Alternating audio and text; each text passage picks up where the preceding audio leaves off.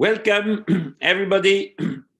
Good afternoon, good evening, good morning, depending on wherever you are watching this webinar that is titled How an Effective Democracy Can Protect Religious Freedom and Tai Ji Men. This is a very important title with three key words: democracy, religious liberty, and Tai Ji Men. Religious freedom is an essential part of democracy, as well as a fundamental component of our personal liberty. The best thing for democracies to do is never to relegate or disregard that issue, but it is always to resolve peacefully any problem or tension occurring with a religious or faith community. Usually, what stands in the way of expanding or delivering religious freedom is dictatorship or bigotry. So, what are the foes of religious liberty? When we map the level of religious freedom in the world, we quickly see that the black holes are in totalitarian and dictatorial countries like North Korea, China, Eritrea, or Iran, just to name a few. The less democracy there is, the less religious freedom there is as well. It could be that the government sees the pursuit of a particular religion or religious faith as an assault on the absolute right of dictatorship. They can sometimes see that as a threat because people prioritize their allegiance to a higher power. Very often today, the threat to religious freedom also comes from religious prejudice or bigotry, where some people see their faith as the only faith. This attitude is not merely exclusive in its own right, but it is exclusive to the rejection of other faiths as legitimate for people to pursue. We see it with Islamist extremism, but we also see it in other forms of extremism that can relate to Christianity, Judaism, Hinduism, Buddhism, etc. Unfortunately, all great religious faiths do attract their share of extremists and people who want to pervert that faith, to abuse that faith, and even to weaponize it. Even though religious faiths have in common the idea of human compassion, peace, and love, sometimes people turn those into a hardened set of doctrines or dogmas, which stand you in total opposition to those who do not share those doctrines and dogmas, including from within the same faith community. So-called apostates or heretics are then the victims of such a mindset. Those usually are the main sources of obstacle to religious freedom. Now, about the friends of religious freedom.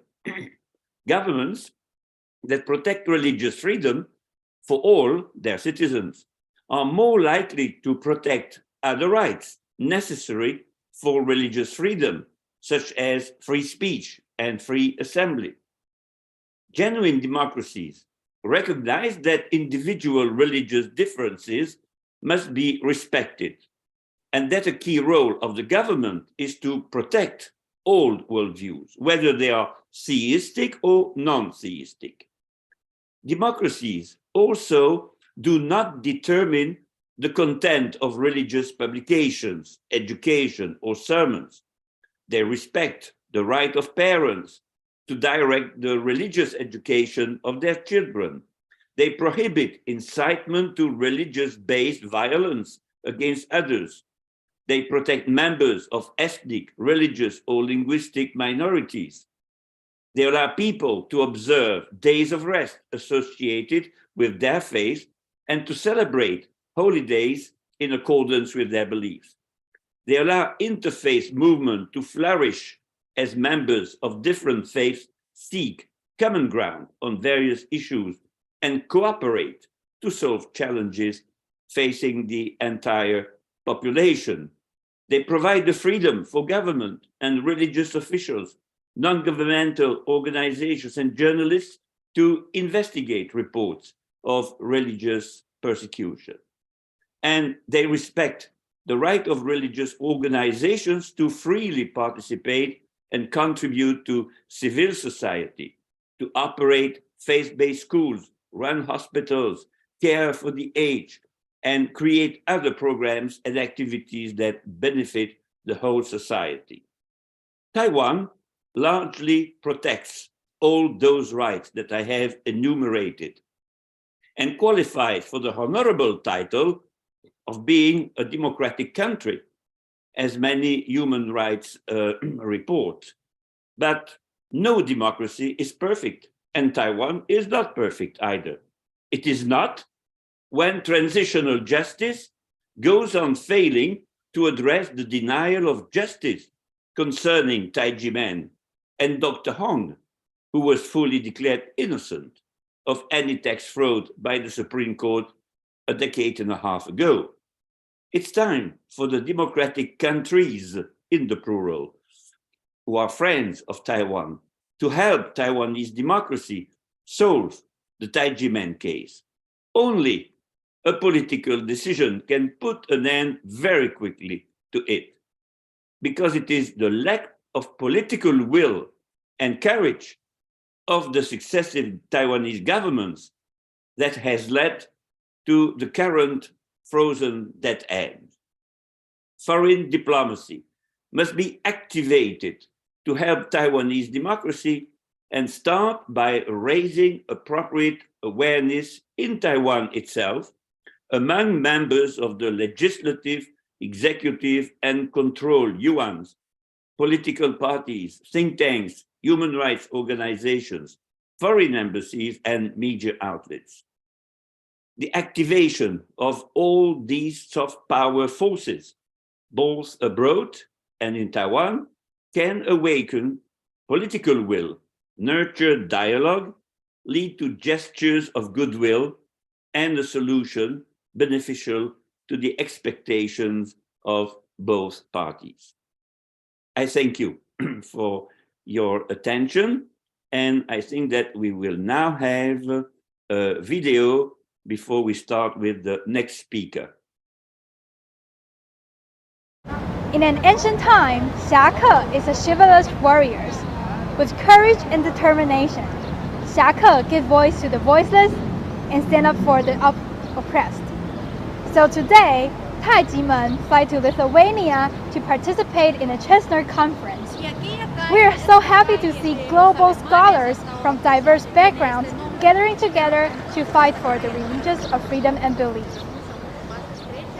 Therefore, the following performance, we are going to shout out to those scholars who strive for the better future. Just like the spirits of Xiake. Let us unite together, igniting the flame of hope and working towards the better future.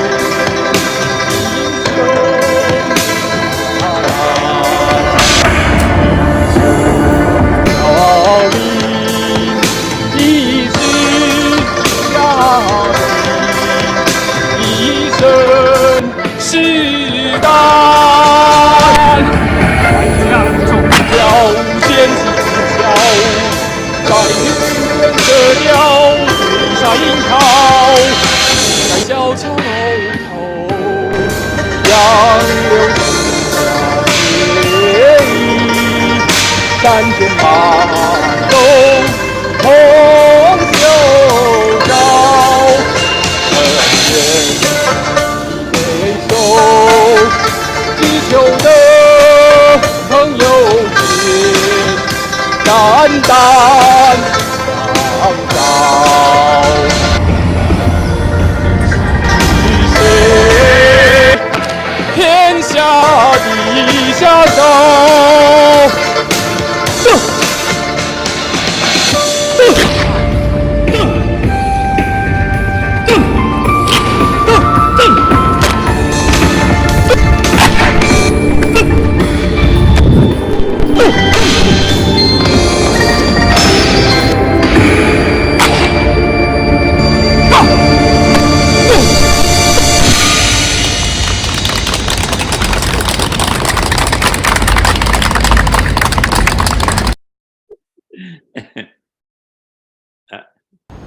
？Three, two, one. Love and peace. Thank you. Thank you very much to those artists. And I will now introduce the first speaker who's on my list. That's Mr. Voilà, Marco Respinti, director in charge of Bitter Winter magazine in Italy. Floor is yours, Marco.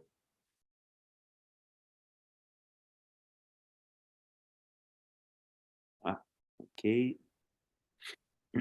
Voilà. Thank you and greetings. Sir Winston Churchill has been an intriguing historian, an able journalist, and a smart chameleon in politics who went from one party to its opposite, reached the apex of power in Great Britain, maintained it, and regained it once he had lost it. This, and the bizarre concept of human rights that he held, strongly supportive of eugenics as he was, gained Churchill the credentials to become a paradoxical authority on democracy. One of his most famous but probably less understood maxims, uttered at the House of Commons on November the 11th, 1947, goes like this, quote, "Many forms of government have been tried and will be tried in this world of sin and woe. No one pretends that democracy is perfect or all-wise. Indeed, it has been said that democracy is the worst form of government, except for all those other forms that have been tried from time to time." End of quote. We don't know whether the words it has been said that Churchill used in that passage are accurate, and thus the concept expressed is an echo of some other unidentified and uncredited author. Perhaps this is just a rhetorical pose intended to emphasize the sardonic skepticism they conveyed to communicate a piece of truth. It is in fact true that democracy is the worst form of government.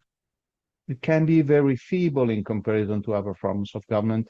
It is subject to different winds, not all of them positive.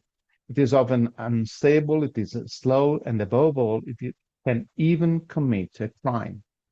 La tyrannie de la majorité, to use the French language of the author who first wittily denounced it, Alexis de Tocqueville, in part 2, chapter 7 and 8 of his famous Democracy in America. The tyranny of the majority, also known as the tyranny of the masses, is the oppression that those who are legitimated in power by the mechanisms of democracy may exert on those who, for different reasons, are not part of the majority. While in a democratic system, the political opposition, which is not part of the ruling majority, finds its guarantees in the parliamentarian system, this system in a democratic regime can in fact easily overlook and even tread upon the rights of non-parliamentary minorities, for example, when it comes to the fundamental right of religious liberty. In this case, democracy, which could be the, quote, government of the people, by the people, for the people, and of quote, as Abraham Lincoln said in his Gettysburg Address on November the 19th, 1863, becomes a tool for neglecting the rights of some individuals and groups, often without formally breaking the law, but transforming democracy itself into its opposite and resulting in an abuse of power. The case of Tai Ji Men in Taiwan, which has been going on since December 1996, is one of the best examples of all this. One can fantasticate that had they had knowledge of it, Churchill would have used the Tai Ji Men case to spectacularly illustrate his famous maxim, as well as Tocqueville would have finally dedicated to it a section of his Democracy in America, Part 2, Chapter 8. Tai Ji Men is, in fact, an astounding case of the limits of democracy and the tyranny of the majority denounced by Churchill and Tocqueville, respectively. The government residing in Taipei, which is freely elected by the free people of Taiwan, became in fact hostage of some rogue and corrupted bureaucrats who, acting for personal interest while claiming to represent the people of the former Formosa Island, managed to persecute some Pacific Taiwanese citizens who happened to be a minority in comparison to the whole of the island's population. These bureaucrats, as the Tai Ji Men case openly shows it, betrayed their mandate, hiding behind the ideological manipulation of that very same mandate and confirming Tocqueville's and Churchill's suspicion on democracy. This is why the Tai Ji Men case is and should be of interest not only for the Taiwanese people, but for all friends of freedom all over the world. It happened there, so it can happen everywhere, to paraphrase a famous saying by Auschwitz survivor Italian author Primo Levi on the Holocaust in his 1986 collection of essays, The Drowned and the Saved. Now, democracy deserves this criticism, but not at the expense of the second part of Churchill's quote I used so far. He, in fact, adds that despite its fallacies, democracy remains the best form of government. This is profoundly true for one simple and often overlooked reason. Churchill didn't craft that concept in order to excuse the inexcusable, but because it contains a wise advice worth of ancient Greece's phronesis, or practical wisdom. The rationale for this lies in our often ignored distinction. Many tend to identify democracy with a regime. Instead, it is a condition of the exercise of power by those who hold it in relation to the participation to political life by all. Thus, democracy is compatible with different forms of good government, its contrary being the despotic abuse of power, which is in turn compatible with many different forms of bad government. One of these is, of course, the parliamentarian system once it is transformed in the tyranny of the majority, which Tocqueville called ochlocracy. This term is frequently translated with mob rules. However, we all know that mob rule is in fact an attested reality. Mobs do not have a life of their own. Their agitations and unrest are always the fruit of the manipulation by some ideologue. In the case of Tai Ji Men, if people in media believe that Tai Ji Men is a cult, raises goblins, and evades taxes, it is only the effect of a manipulation. A mob was trapped by an ideologue. In his 1851 posthumous A Disquisition on Government, American political theorist John C. Calhoun, at one time vice president, proposed a remedy to the flaws of democracy and the tyranny of the masses. His theory passed into history under the name of concurrent majority. Each of the conflicting interests in a democratic society, Calhoun suggested, should be granted veto power against each other, and all of them should bring into the political discussion and evaluation not only their numbers, but the added value they incarnate. Calhoun was critical of the dogma of modern democracy, that is, the absolute principle one man, one vote, which he saw as the root cause of the possible degradation of democracy into the tyranny of the majority. He, in fact, tried to envision a system where the number of the citizens is balanced by what deeply shapes communities that live side by side and constitute a nation, which is a community united by birth and destiny. As we all know, in the United States, the president is not elected through a mechanical application of the one man, one vote principle. A candidate may have less votes than the opponent in the nation as a whole and still become president, as the system is based on a balanced representation of the states in the decision on who will win the presidential elections. Probably Calhoun discovered the holy grail of modern political science, but his was no utopia. He tried to address the topic of parliamentarism and political representation in a way that may reduce the risks of derailments. In fact, the words of Churchill from which I started should be always handled with care, the care being another deep concept uttered by Churchill himself. Quote, "If I had to sum up the immediate future of democratic politics in a single word," he said on May the 23rd, 1909, speaking in Manchester, England's Free Trade Hall, I should say insurance. That is the future.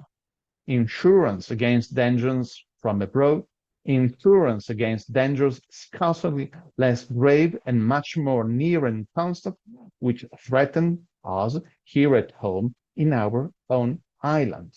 End of quote. Churchill's island was, of course, Great Britain, but today is Taiwan. And the words by the British statesman are the best appendix to the title of today's webinar, How an Effective Democracy Can Protect Religious Liberty and Tai Ji Men. Democracy is security for a nation's people. If it falls short of this, democracy is yet another form of despotism.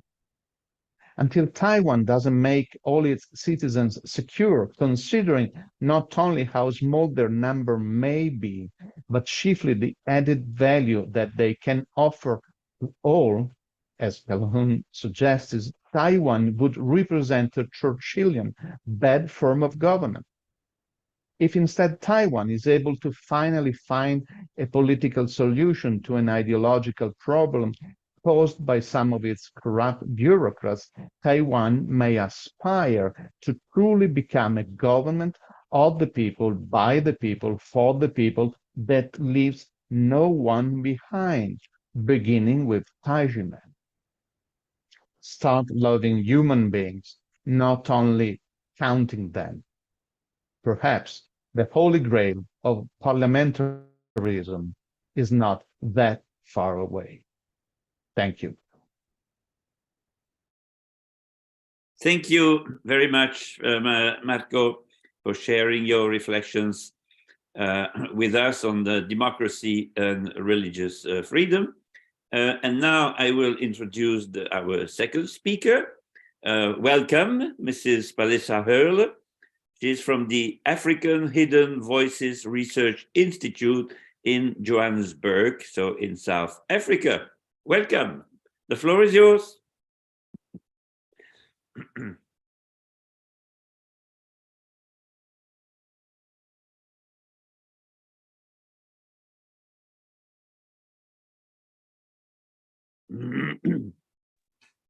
Palesa, you are mute. We couldn't hear you. You should start again. Yes. My humble apologies. I was on mute. I'm so sorry. I was on mute. Can you hear me now? Yes. Yeah, it's okay. Greetings to everybody who is in attendance today. My paper today is Transition to Democracy and Religion, the Bittersweet Experience of South Africa and Taiwan. Democracy is often viewed as positive, inspiring, and liberating.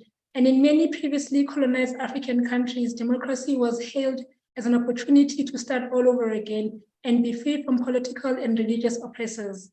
However, as African peoples made their transition into democracy, it soon dawned on them that, as South African theologian Dion Foster wrote, the relationship between religion and the law is often complicated. It is sometimes conflicted. At the heart of the matter lies the tension between freedom, belief, association, and protection from abuse. The laws that were birthed by democracy have often segregated and in many instances oppressed spiritual and religious groups. For example, in South Africa, the Prevention and Combating of Hate Crimes and Hate Speech Bill, which was first introduced in 2018, sounds like a great progress. However, at closed scrutiny, it was found to have elements infringing on the constitutional religious rights of spiritual and religious groups. Citizens who live in spiritual and religious spaces can be arrested for saying something they believe to be true, but is viewed by someone else as hate speech. The democracy of South Africa today seems to be in favor of everyone except spiritual and religious groups. For instance, same-sex marriages in many South African spiritual and religious institutions are regarded as taboo and contradicting to their spiritual practices and religious teachings. Spiritual institutions and religious organizations often draft their own constitutions and codes of conduct, which indicate that same-sex marriages are not encouraged. However, according to the prevailing judicial interpretation of the South African Constitution that is deemed as derogatory and seen as an infringement of the rights of those individuals who want to freely practice their sexual preference. At the same time, the fact is neglected that spiritual and religious institutions also have the right to adhere to their spiritual or religious moral codes. There are other examples in South Africa that highlight the bitterness of democracy towards spiritual and religious institutions, such as the infamous Cultural, Religious, and Linguistic Commission, CRL, which was established in order to protect and promote the cultural, religious, and linguistic communities' rights. However, the CRL Commission operated outside of its mandate when it started investigating whether religion and spirituality benefit or harm South African communities. It infringed on the rights of spiritual and religious leaders by summoning them to appear before its commission and demanding the bank statements of their institutions. Imboni Igogo Dr. Uzilezwe Radebe, who is the leader and founder of the Revelation Spiritual Home, TRSH, in South Africa, was one of the leaders summoned by the CRL Commission to produce the bank statements of his institution. Leaders of other religions, however, were not treated in the same way. This was against Section 9 of the South African Constitution, which states that everyone is equal before the law and has the right to equal protection and benefit of the law. Such occurrences in a democratic country makes one wonder if there is a real difference between democracy and dictatorship. The sweetness of our democracy for spiritual and religious groups may be proclaimed on paper, but it is fast waning away because laws that have been put in place to govern and protect spiritual and religious groups have been amended to oppress and segregate them. Sadly, if these spiritual and religious injustices are not nipped in the bud, there will be chaos in our societies. The fundamental reason is that we can shy away from the fact that spiritual and religious groups provide the moral campus for humanity. Now more than ever, the constant rise in the depression and stress levels of individuals due to many factors, including politics, humanity always seeks and finds solace in spiritual and religious institutions. The spiritual and religious hardships experienced in South Africa by several religious and spiritual movements are very similar to those faced by the Tai Ji Men group in Taiwan. I participated in the CESNUR conference in Vilnius, Lithuania earlier this month, and was very moved to learn about the long persecutions and tax harassment of Tai Ji Men. I also noted the similarity with the situation of my own country. Both South Africa and Taiwan went through a difficult transition to democracy. In both countries, the new democratic institutions proclaimed that freedom of religion or belief will be guaranteed. In both countries, however, this did not completely happen, as demonstrated by the examples I have mentioned in South Africa and by the Tai Ji Men case in Taiwan. Although religious and spiritual organizations officially live under the protection of a democratic government, in fact, they are still oppressed and segregated. Democracy is no guarantee that cunning politicians and bureaucrats would refrain from trying to silence spiritual and religious groups. It is important for Tai Ji Men to be supported by friends and scholars from so many countries. Groups discriminated and harassed in South Africa also count on this support. I thank you.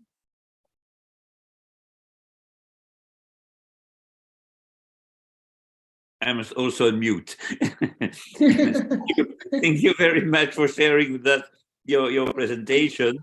And now it's the turn for Alessandro Amicarelli, President of European Federation for FORB in the UK, to take the floor.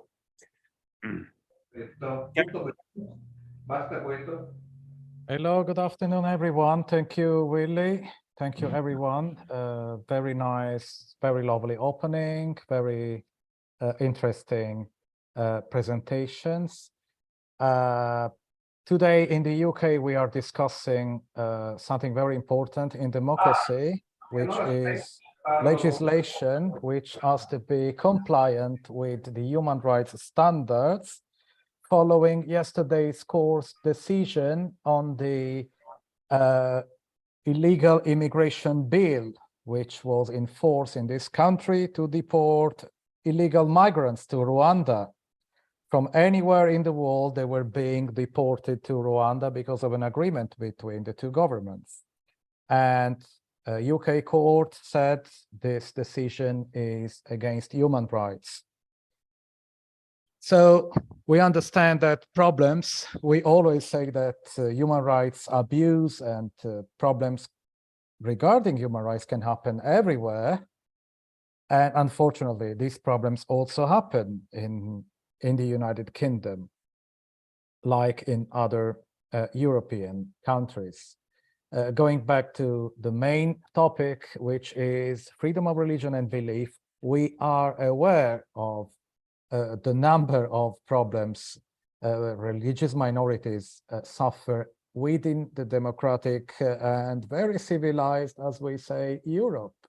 We have problems in France, we have problems in Italy, we have problems in Germany and in many other European countries.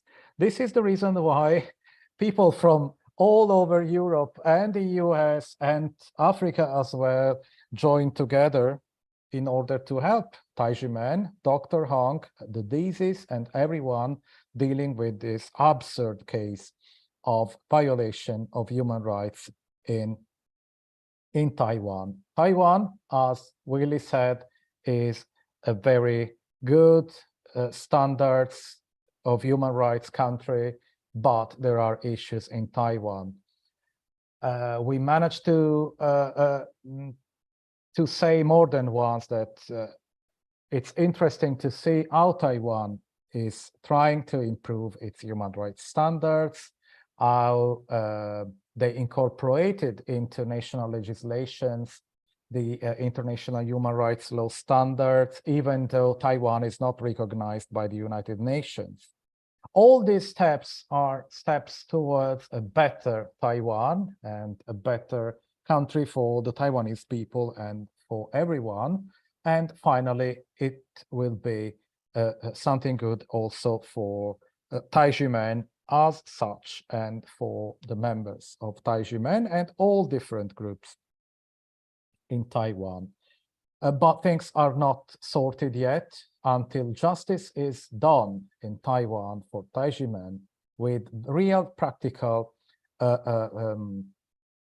effect on the lives of the members of Tai Ji Men. We will keep fighting, but we fight with love, as we always say. This is a tsunami of love. We have a very positive approach to the problem. That's why we are all together fighting for justice for Tai Ji Men. Now, as always in the format of the webinars, we now have a video, and after the video, we will have some testimonies by members of Tai Ji Men, by DZs, who will be sharing their own experiences in Tai Ji Men and in relation to the Tai Ji Men case. So we now have the video, and then we go back to the next session.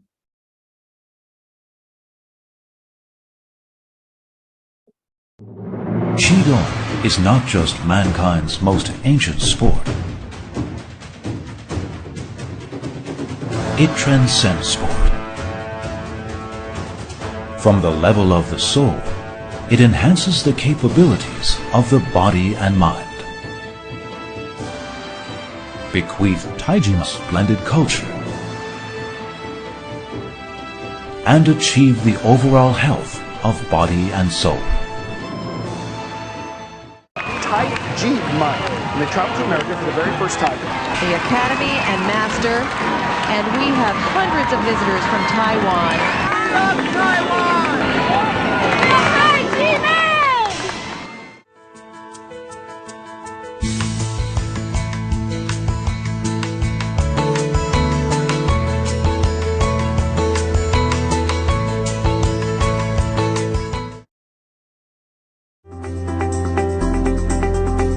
The Mayor of the District of Columbia does hereby proclaim March 22nd, 2000 as Tai Ji Men Qigong Academy Day in Washington, D.C., and we welcome these international ambassadors of peace and goodwill.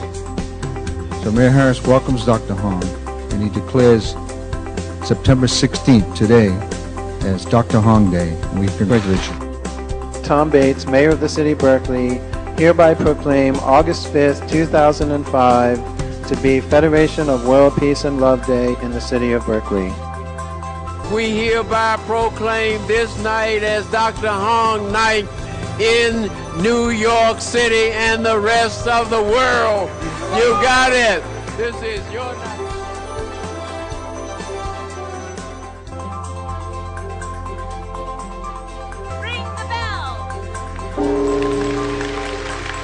I wish for peace for all the people of the world, young and old, and for prosperity and a bright future for all.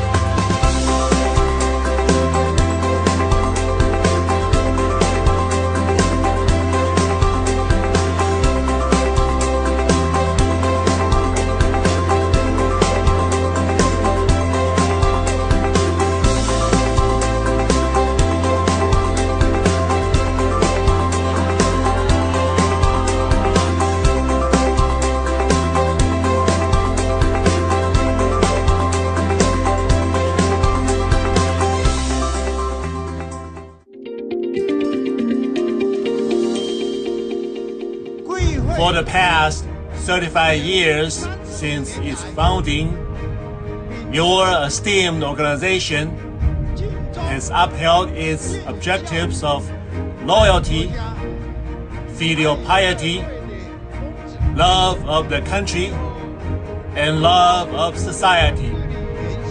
Tai Ji Men is like a big warm family. All Dizi are energetic and healthy physically and mentally.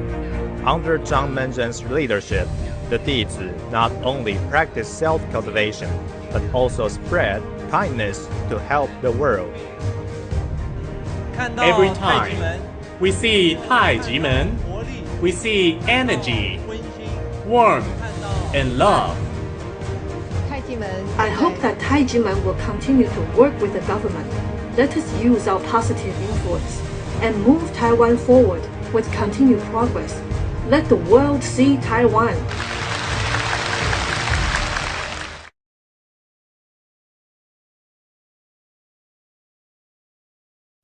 Thank you. Very moving movie, as always. Very nice video, and it's interesting to see the last words from the president of Taiwan about the importance of the work done by Tai Ji Men, which is not just a work for the members of Tai Ji Men, but it's work for all Taiwan, for improving Taiwan, and to let Taiwan known by everyone in the world.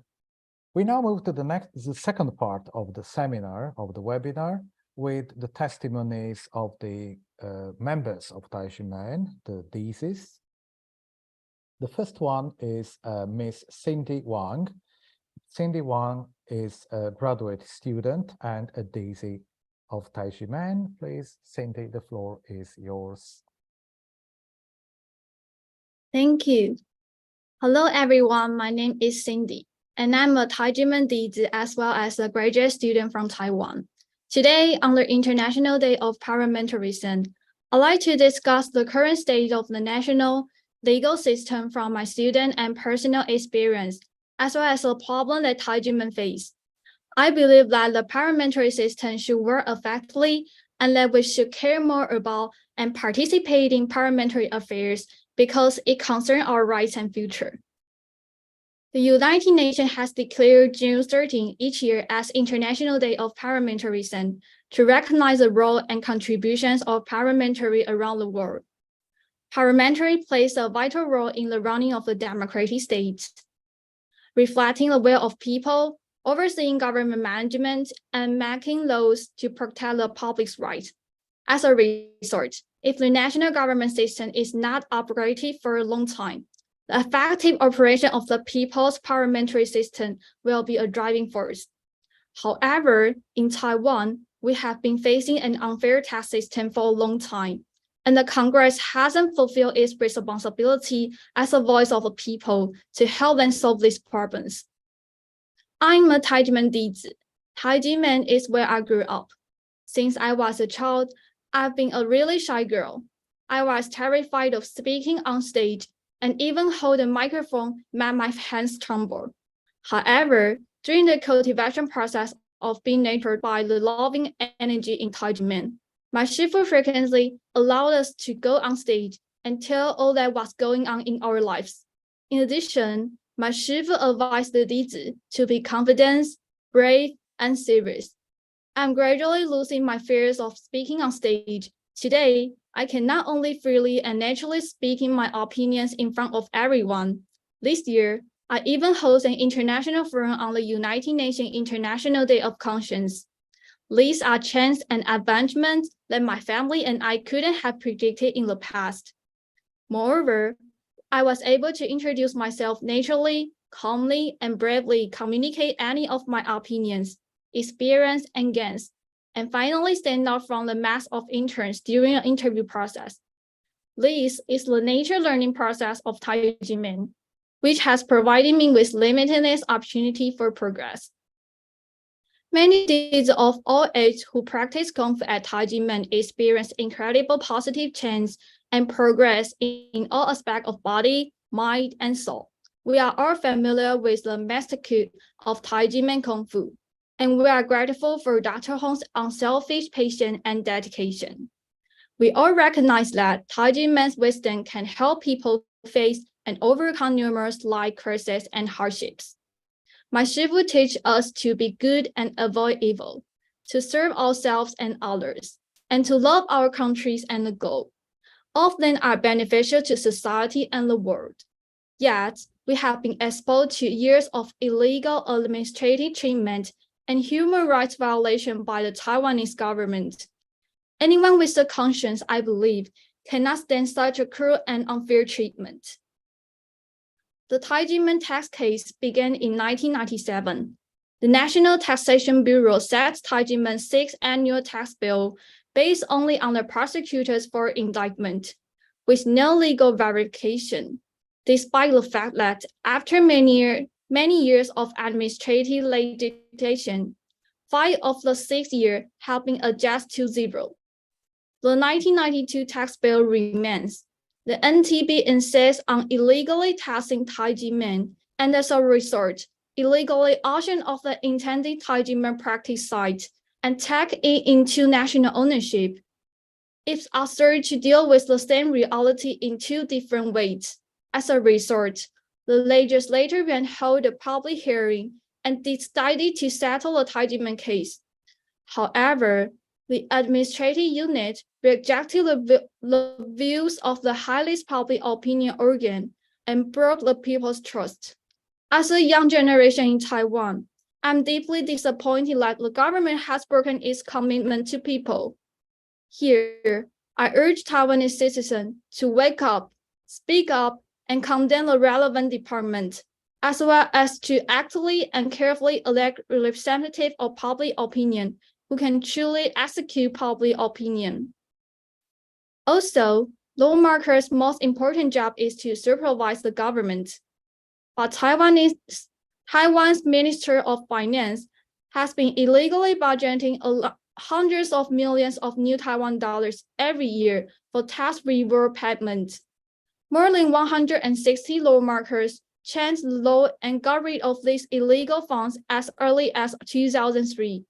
But in 2008, the MOF changed the name of the tax reward payment to Tax Incentive Fund as an internal operation point and continue to illegally budget hundreds of millions of new Taiwan dollars each year. The budget for tax incentive from the MOF is clearly illegal. So why does the legislature still pass every year? Still let it pass every year? As the people's agent to watch over the government, the legislature should do its job well by using its power of parliamentary supervision to stop illegally budgeting. It shouldn't let the people's hard-earned tax money be wasted for a long time without any reason. Lastly, on this International Day of Parliamentarism, I want to ask all students in Taiwan to think about their roles and duties as students. Taiwan's economy is generally in the doldrums. There is a brain drain. The tax system is grossly unfair and unclear. The illegal taxation and over-taxation are major problems that are slowly destroying our future. Now that the age to be a citizen of Taiwan has been dropped to 18, we can use our right to vote, and we can vote for people who care about human rights and fair, illegal, and tax system. And we can be careful to choose public office who have good moral and work for social justice. I think that young people can help change the market of the government and push for fair and just policy and law reform by using their power. We can also join similar social movements and activities, speak out against illegal actions of National Assembly, and let the Congress know that we want them to protect human rights and make sure taxes are fair. We have the right and duty to protect and improve our own country and future, so that everyone can live in a fair, respectful, just, and decent society. Thank you.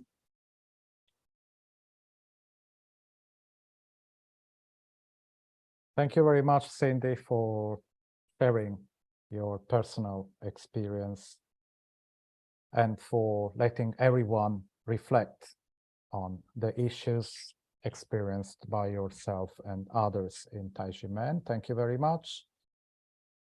Next is Miss Vicky Chang. Vicky is project manager in the electronics industry and a dean of Tai Ji Men. Please, Vicky, the floor is yours. Hello, everyone. I'm Vicky. I'm honored to be able to participate in this International Days of Parliamentarism Forum. What I want to talk about with you today is my thoughts on the International Days of Parliamentarism.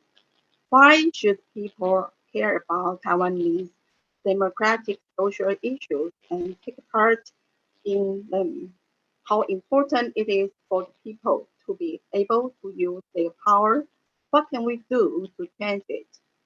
We know that the International Days of Parliamentarism is a very important moment to remind us all to examine the injustice of our countries and that people should unite to speak out through various channels and gather the power of public opinion to urge the government to solve the problem.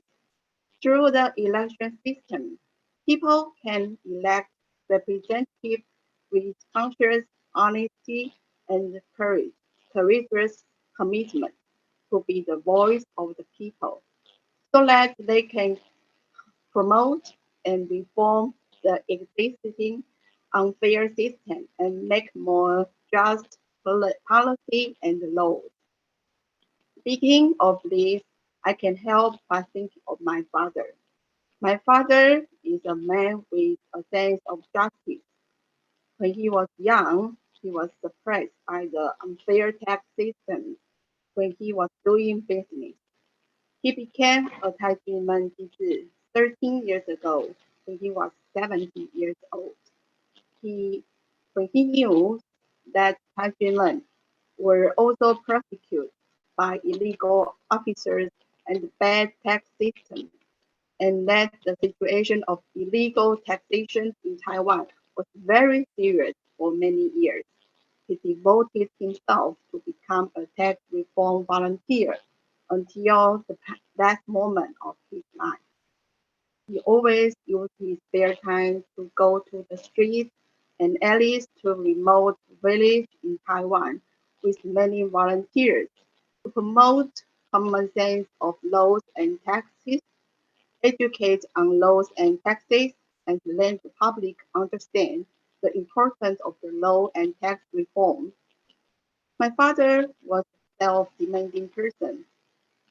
After joining Tai Ji Men by chance 13 years ago, he learned to relax himself through slow meditation and practicing.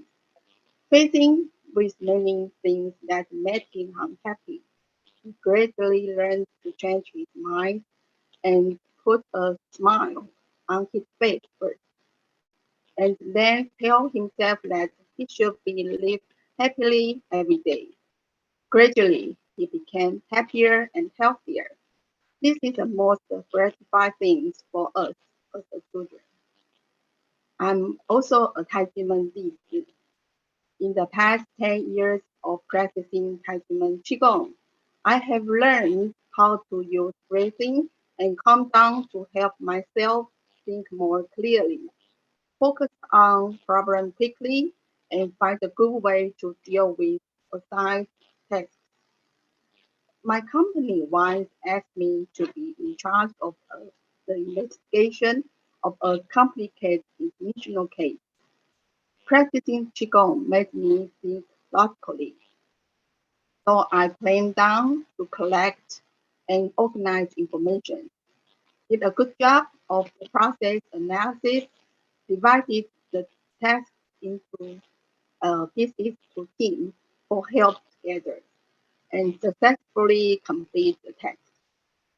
After full preparations, I reported to the overall operation of the company to the foreign experts in a more complete manner, and finally confirmed that the process was correct and then obtained the expert approval, which also saved the company a professional lawyer consulting fee. I still remember that before the end of the report, the foreign expert once asked me that the other company would spend a lot of money to find lawyers, why we didn't do so. I told him, this is because I believe our company has done nothing wrong. As long as we carefully sort out the information and explain clearly, you will believe that what we do is no problem. In Tai Chi Men, I have not only learned to breathe effectively and adjust my physical and mental state, but more importantly, my Shifu, the Dangmenren of Tai Chi Men, Dr. Hong, teaches us the power of conscience. When facing with such a difficult and complicated international investigation case, I was able to deal with step by step with peace of mind, courage, and calmness. My Shifu always teaches us that everyone is a hero of conscience.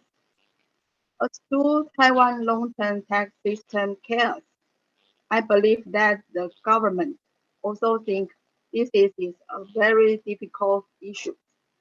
However, as Dr. Hong Daozi said in his speech on the 2022 International Conscious Day, conscious is a beacon of the soul, allowing people to see through the fog the truth in the world and make choices that benefit all beings. I believe that as long as the political leaders uphold conscience and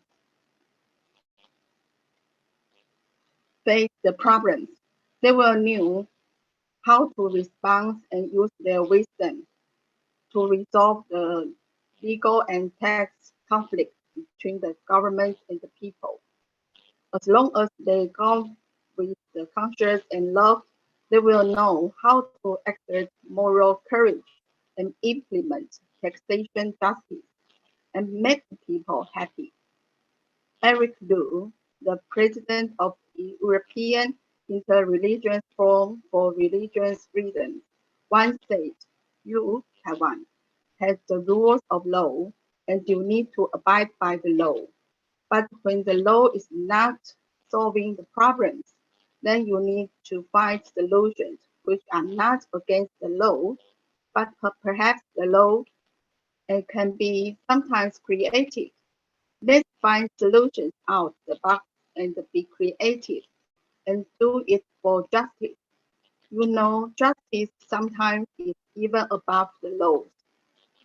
It has been nearly 27 years since the Tai Ji Men case, but it has not yet been redressed.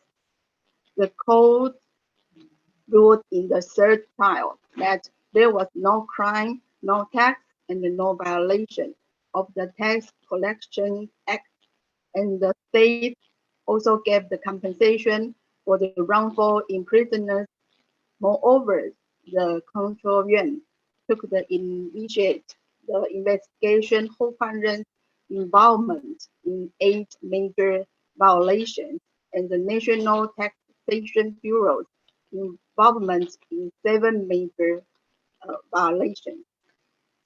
Many linked problems of the Tai Ji Men case highlight the serious violation and admission of Taiwan's long-term national rules of law, tax system, and administration.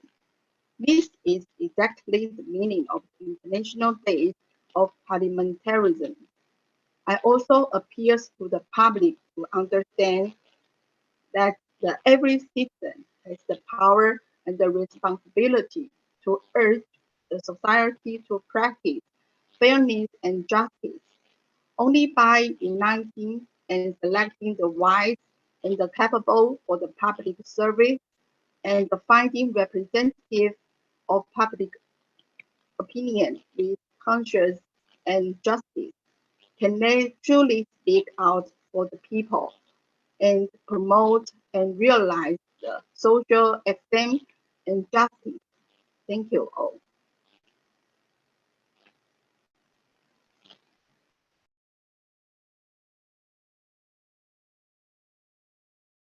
Thank you very much, Vicky. Thank you. Next DC is Mr. Jin Wang, Process Manager within the medical device technology industry and a DC of Tai Ji Men. Please, Jin, the floor is yours. Hello, everyone. Can you hear me? Okay. Good afternoon, everyone. I'm Jin, and today is the International Day of Parliamentarism, and I want to share my own personal experience and my own opinion of this International Day. And so my subject today is conscience as the cornerstone of democratic parliament. And so I'm a Tai Ji Men Dizi. Tai Ji Men is a place for practicing energy and cultivating the mind. Shifu told us love and peace, as well as the importance of conscience. We always try to put this kind of thinking and spirit into practicing and use it in our lives. So now I'm working as a process manager in the medical devices industry. For one of the medical devices, the production process has a certain requirement for the number of bacteria. So therefore, according to the standard, it needs to be cleaned multiple times in the clean room. Once I accidentally dropped the product on the ground, and during the process, at that moment, I was so fed up because the original standard did not mention how to solve it. So this means there will slow down the entire production and the schedule. Face this testing many complicated procedures, some people may choose the easy way, but the conscious thought made me choose the right way. I knew that if the product bacteria count test failed to pass the standard, the cost will not be estimated, and it will also damage the company's goodwill, even harm the health of the patients.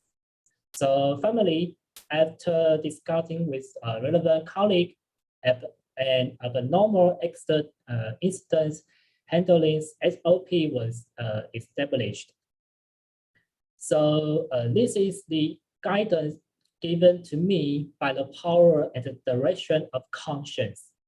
People will always face many choices, but as my Shifu, Dr. Hong, told us, as long as we follow the guidance of conscience and discuss together, we can find the right direction and the real solution to the problem. However, Tai Ji Men, a non-profit culture group that promotes the conscious movement around the world, is praised as an international peace and goodwill ambassador in the world.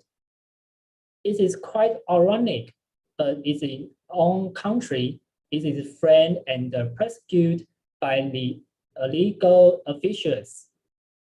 For 27 years, the human rights persecution has not stopped. Tai Ji Men was illegally tested by the tax authority due to the derivations of the criminal cases. At that time, a total of 6 years of tax bills was issued. Among them, the tax cases in 1992 was illegal before the criminal judgment. The Tai Ji Men lost the lawsuit while the criminal cases were finally decided in 2007, which proved that the Tai Ji Men, Shifu, and Dizi were not guilty and did not owe taxes. So what's incuriously is that in 2018, the Supreme Administrative Court ruled in favor of the Tai Ji Men tax cases. The judgment clearly points out of the that the 2005 judgment was wrong because the judgment was made without waiting for the verdict of the criminal case, and it did not consider the 7,401 declarations of deeds announced, and investigate that red envelope is a federal evidence of the nature of gift by the National Taxation Bureau. Even the National Taxation Bureau themselves has admitted that Tai Ji Men is not a crane school. So all kind of the evidence has proved that the 1992 tax case was indeed wrong judged. But because of Article 276, Item 4 of the Administrative Procedure Law, no one who has passed the judgment for more than 5 years should not apply for retrial. This blocked Tai Ji Men's pursuit of judicial justice. This law clearly violates the spirit of legal protection of justice and human rights. So I think this is the lack of the national legislators should see. how can there be time limits for maintaining justice for the people? The retrial system is allowed to people to vindicate their restore fairness and justice. So how can the time limits for obtaining justice can be limited to only 5 years? This obviously violates the clause 1 and 2 of Article 2, Item 3, and Article 2 of the ICCPR in the National Human Rights Convention, which states that everyone whose human rights has been violated should be guaranteed effective relief. Therefore, today, I appeal to Taiwan's legislators to immediately amend the laws to abolish the time limits for retrial, and is to, as long as there are any new facts or new evidence, a retrial can be initiated at any time. So, based on conscience, justice should not have a time limit, and any laws and regulations that hinder the realization of justice should not exist.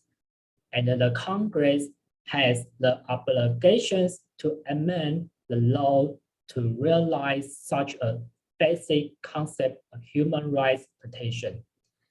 Thank you all.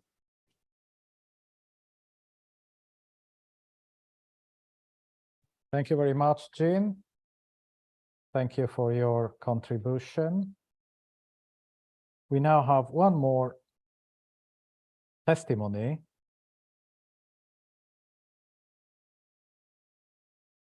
The next testimony is from Miss Jenny Lin, who is a public servant and a dean of Tai Ji Men. Please, Jenny, the floor is yours. Hello, everyone. I am Jenny, and I became a dizzy of Tai Ji Men on October 1st, 1995. I remembered that before I became dizzy of Tai Ji Men, the problem of infertility had plagued us for many years, and we had been seeing doctors and taking folk remedies in the hope that we could have a child. A few years later, I finally got pregnant and gave birth to a son, thinking to myself, I am not a childless person, I can now give an account. However, after a long period of suffering in my heart, I subconsciously felt that my life was difficult and God was unfair to me. I would blame God for the slightest disagreement in the relationship between my mother-in-law, parent-child, and husband and wife. After I started practicing Qigong, when I communicated with my husband's differences, my breath became smoother. I learned to listen first. One time, when I was being instructed by my master, he said, "A child is not the property of his parents, he is an independent individual. We cannot only use our own standards and ideas to help him plan for the future, we must respect and guide him carefully." At that moment, I could not fully understand the meaning of this statement. After one conflict after another, I found out that I used my own standards to demand my child. I always say, "Why are you so unwell behaved? I'm all for your good." Who can stand these words? How can the parent-child relationship be good? When I think about it, it was actually my own face that was at work. I am grateful to Sifu's advice. The tight parent-child relationship has finally improved. I am also grateful to Sifu for accepting me as his disciple and teaching me to reflect on myself so that my family and my marriage and my relationship with my colleagues are getting better and better. When Tai Ji Men was illegally investigated by Ho Quanren on December 19, 1996, I was scared and shocked. In Tai Ji Men, we find a healthy body and a spiritual home. How could prosecutor Ho Quanren frame an ancient Qigong martial arts practice sect as an evil religious group? I cannot accept this. In particular, my mother-in-law had been in better health since she started practicing Qigong. We saved time of taking my mother-in-law to Hsinchu to see a doctor every week. She can help me with the housework now. He must go beyond party affiliation to uphold the Constitution and the public interest protected by law and perform his prosecutorial duties with impartiality and discretion. How could Ho Kwon Rin have violated the law by creating a false case with false witnesses and evidence and deceiving the public under the pretext of public authority? In the face of the powerful persecution by public authority, my family, like many of our brothers and sisters, stayed behind to continue practicing Qigong and to defend the innocence of the Tai Ji Men through practical actions. After 10 years and 7 months, on July 13, 2007, the Supreme Court ruled in 3 trials that there was no crime, no tax debt, and no violation of the taxation law. But what is even more outrageous is that the tax bill derived from the criminal case has not been withdrawn.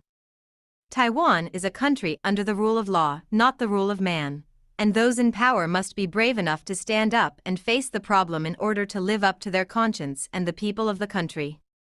I have been working in the public sector for over 30 years and I have always acted with conscience and integrity. When I got to know more about the attitude of the tax authorities towards the Tai Ji Men tax case, I was baffled and puzzled because the prosecutors and the IRS acted against the law but were not punished, which is something that does not happen in my service unit or other public authorities, and I was surprised. For example, 1. In order to seize people's property, the tax officials used whiteout to change the date of the official document to achieve the purpose of auctioning.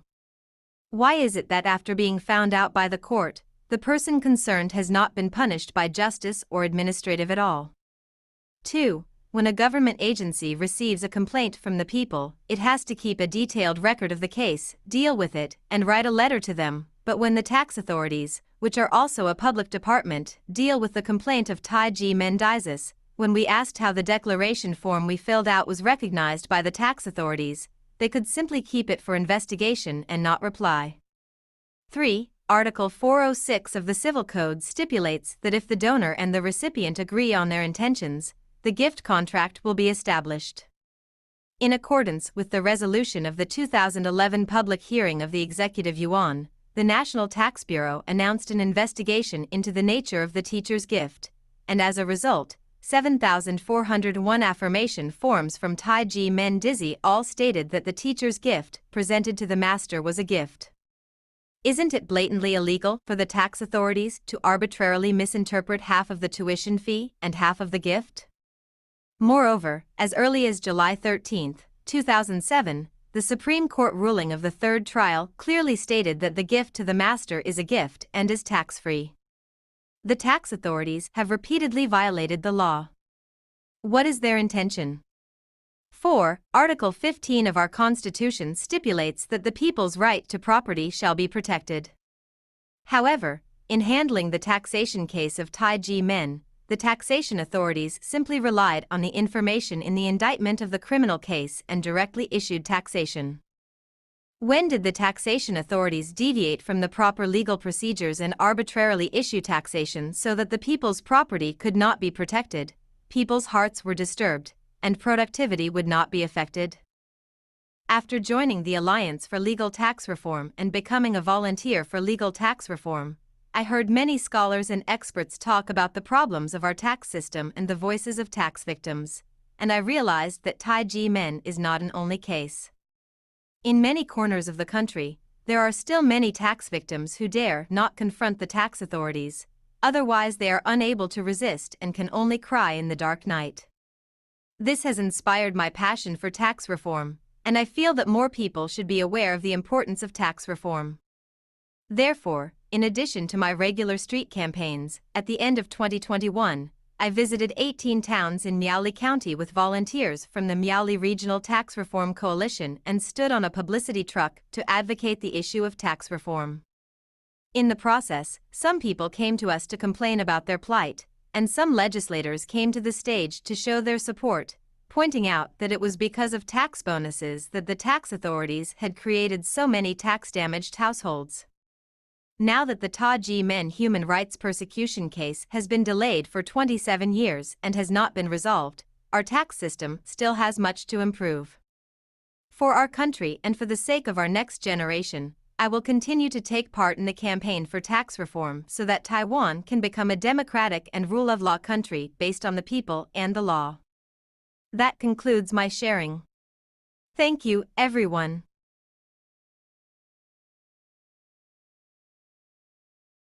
Thank you very much, Jenny. Jenny has reminded us that unfortunately, not only Tai Ji Men, but other groups in the country were victims of discrimination, and this discrimination was carried out by the hateful means of illegal taxation. And we all join Jenny in the fight for taxation reform. Thank you, Jenny. Next speaker, Catherine Tessier, a student and a deist of Tai Ji Men. Please, Catherine.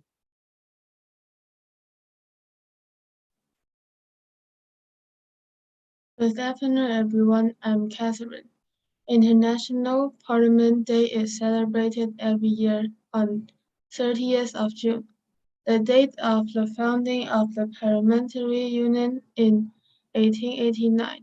It is particularly important at the crucial time of parliamentary democracy when people are losing trust in their governments, and democracy itself is being challenged by populist and nationalist movements.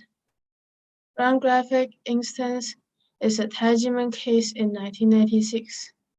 I am about to enter my first year of high school this year. I was not yet born when the Tai Ji Men case took place, and now I have a general understanding of the situation thanks to my mother's account. She is an excellent lawyer. Since the 38-year-old long martial law in Taiwan was only lifted in 1987, the society was still full of authoritarian ideas. In 1996, during Taiwan's first presidential election by universal suffrage, the ruling government, in response to the enormous influence of religious groups in the election process, immediately after the election, the Ministry of Justice cracked down on large religious groups in the name of religious sweep. Although the Tai Ji Men did not interfere in politics or elections, it was still persecuted by the government through judicial and taxation measures in an attempt to exterminate the sect. After 10 years and 3 months of court proceedings and the investigation of nearly 200 witnesses, the court finally ruled in 2007 that Tai Ji Men was not guilty of tax debt. However, this hard-earned verdict was not respected by the tax authorities. The National Tax Bureau knew that none of the tens of thousands of Qigong and religious groups in Taiwan had taxed their religious masters for receiving gifts from their disciples. The National Taxation Bureau was admitted that Tai Ji Men is not a crime school, but even though it knows the law, it violates the law and did not correct its mistakes.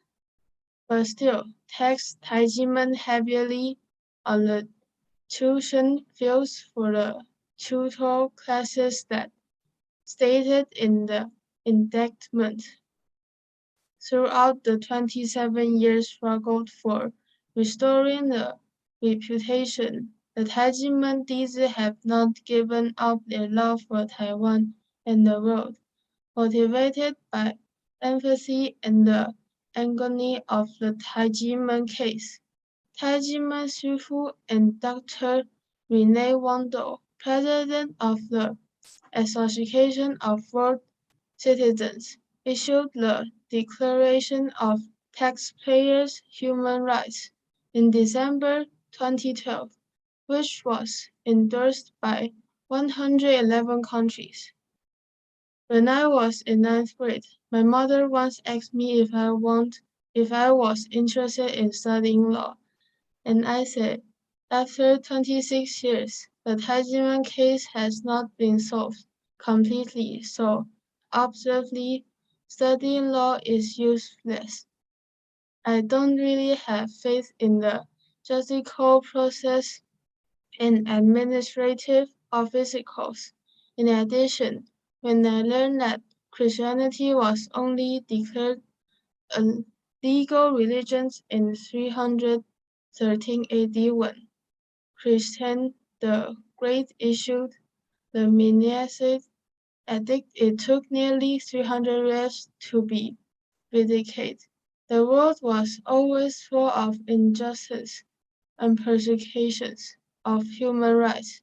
In the past, I have participated in many street protests and 12, 18, 19 activities, and my mother was brought me to hear the views of experts and scholars on Tai Ji Men incident, so that I can understand more deeply the serious impact of this injustice case on Taiwan and its people.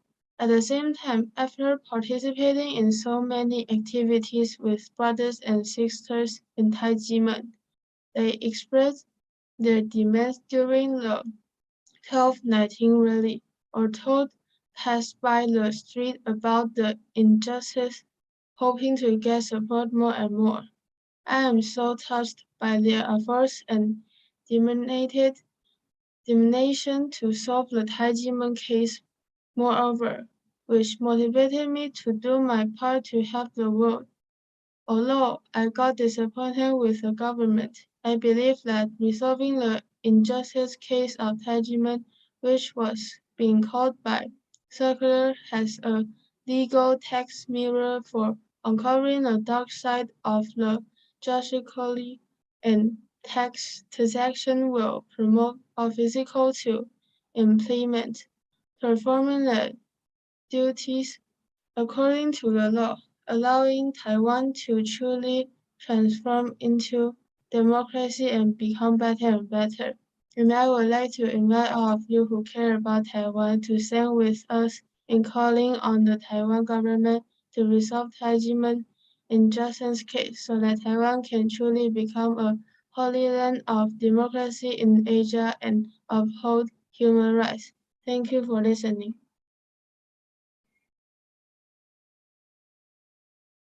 Thank you very much, Catherine. It's even more appreciated because of your very young age, which I can see.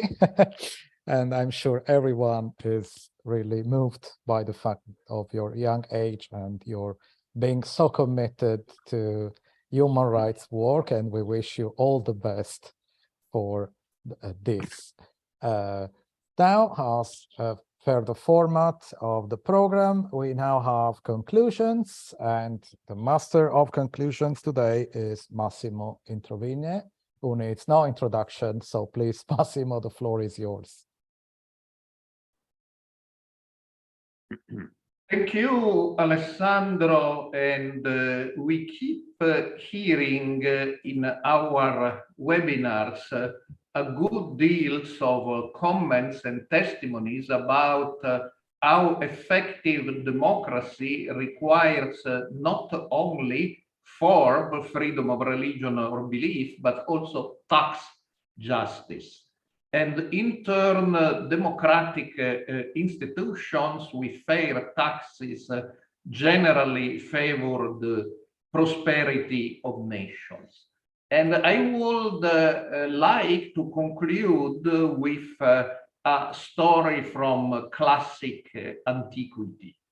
The word democracy, of course, had a different meaning in classic European antiquity, because there were assemblies, but only the wealthy participated in them. Yet it would be a mistake to consider one of the most successful and victorious political organizations of all times, the Roman Empire, as a totally non-democratic institution. While rarely capable of challenging the emperors, the Senate in Rome remained a significant presence. However, what I want to discuss today is not the Senate in Rome, but the less well-known local assemblies of decurions, how they powerfully contributed to the prosperity of the Roman Empire, and how they were destroyed by tax injustice, finally leading to the end of the Roman Empire itself. Now, when I say decurion, I'm aware of a possible confusion, and that is because the word decurion indicated in Roman Empire two totally unrelated functions, which had in common only the name. In the army, a decurion was an officer commanding a squadron of cavalry, but in the civil administration, a decurion was a member of a local assembly, the local version of the Senate in charge of administering a city or a colony and its finances. So today, I'm dealing with the second meaning of the word decurion, not with the military one. The assemblies of decurions were recruited in different ways, either elected or appointed, and they included the most prominent and richest citizens of the area they administered. That the decurions were authoritative citizens was generally recognized, and in the first 2 centuries of the Common Era, their assemblies were remarkably effective. The decurions had their roots in their territory, and they had all interest in protecting it, including from the rapacity of the imperial tax officers. Taxes were part of the decurions' mandate. They often collected them, but originally taxpayers perceived them not as their enemies, but as their representatives, as American scholar Benjamin Wells noted in the 1920s. If the decurions collected more taxes than expected, they redistributed the surplus among the taxpayers, something which should remain to this day a principle of tax justice, but one that not all countries practice. However, by the 2nd century of the Common Era, the Roman Empire had entered into a dramatic tax crisis, which had different causes. The demographic problems, the birth rate dropped dramatically, hence there were less citizens to tax. The corruption of the bureaucrats and the petty tax collectors, the publicans, of which stories we hear in the Gospels too, and the unwise and sometimes extravagant expenses of the emperors and the imperial court. The reaction to the tax crisis was the same of all empires and the states that marched to their ruin without realizing it. Rather than tax reform, they introduced tax increases. Since the decurions were rich, Emperor Caracalla in the 3rd century decided that if a city did not reach its quota of taxes, the decurions should pay from their own pockets. The predictable result was that nobody wanted to be a decurion any longer, and in the 4th century, 2 imperial edicts made the position hereditary. That means that the son of a decurion was compelled to become himself a decurion, even if he did not want it. They tried to avoid this by escaping from their towns, but they were found, arrested, tortured, and in some cases executed. This led to the end of the assemblies of decurions as effective parliaments ruling the Roman cities, which fell prey to warlords and the most dishonest among the bureaucrats. Mark the date. We are in the 4th century. In the 5th century, as we all know, the Roman Empire in the West came to an end. The tax crisis emerged from a demographic and moral crisis. But it was the tax crisis that put an end to the Roman Empire. Although many historians have emphasized this point, few have noted how the end also came because the local parliamentarianism, if you want to call it by this word, of the assemblies of the curions was destroyed by tax injustice and was no longer allowed to effectively administer the territory.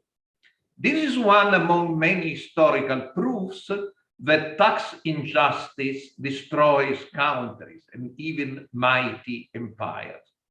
There is often a short window of opportunity when tax reform may save them. The Romans missed this opportunity. As I said, we keep hearing in our webinar similar stories about Taiwan.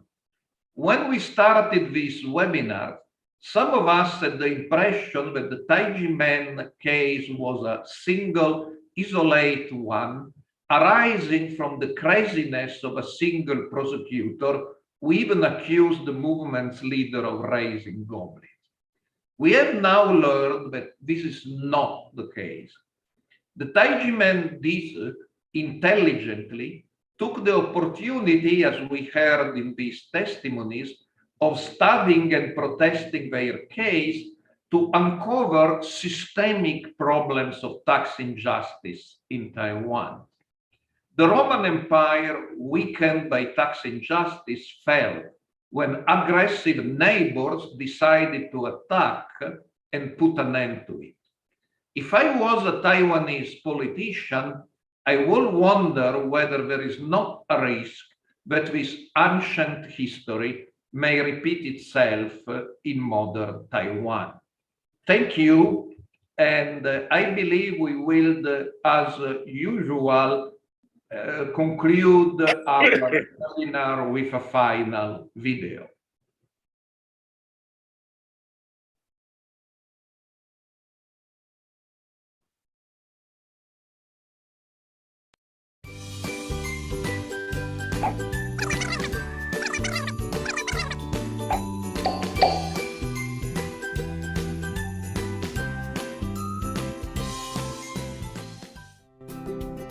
People today have many civilization-based diseases, which ultimately is due to hypoxia.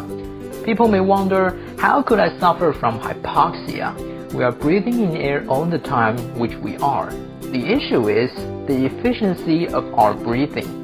For example, if I breathe quickly, will the oxygen stay in my body? The answer is no. This is because when we breathe quickly, oxygen is exhaled before our lungs can absorb it, causing a build of carbon dioxide in our bodies. So if you want to keep good oxygen levels in your body, you need a good breathing technique. Qigong is the best breathing exercise. How is that?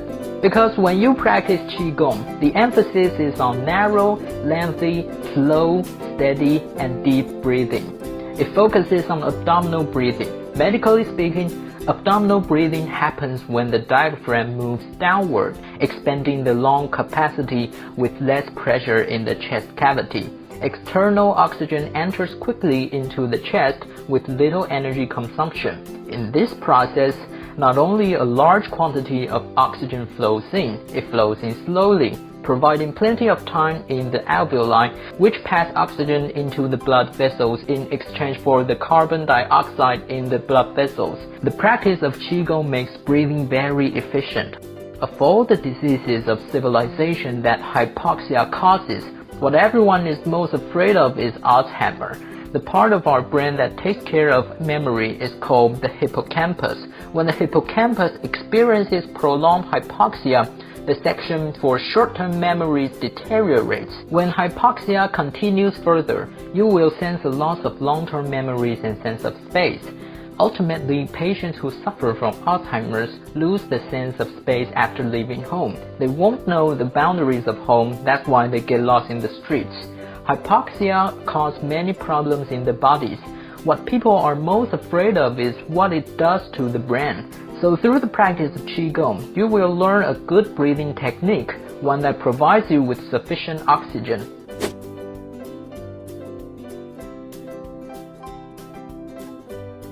From what we've just talked about, there are two basic requirements for good health: nutrients and oxygen.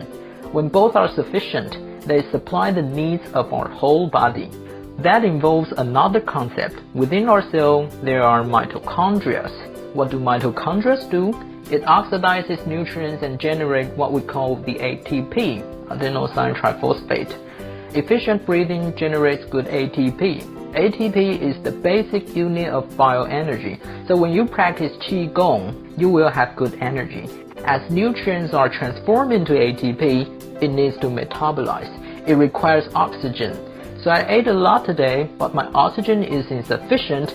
Theoretically, I would not be able to produce enough ATP. If I had enough oxygen but not enough nutrients, I would also not be able to produce ATP.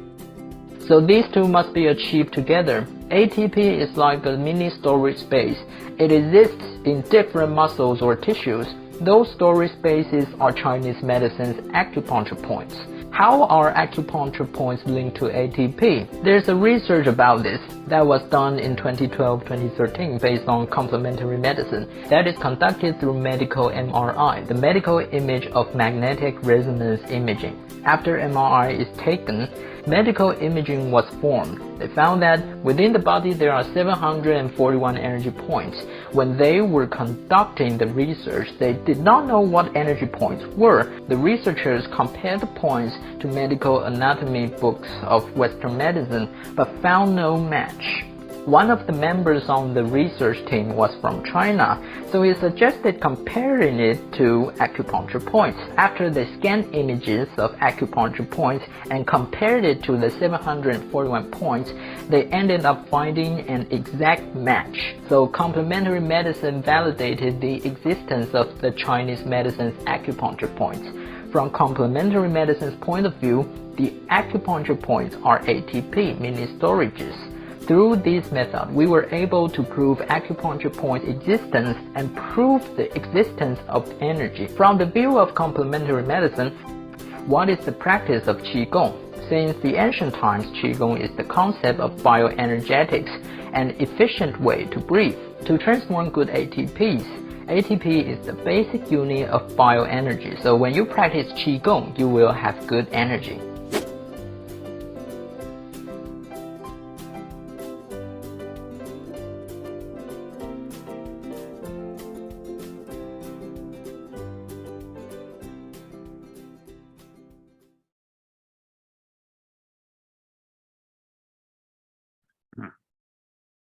Hello, we are back.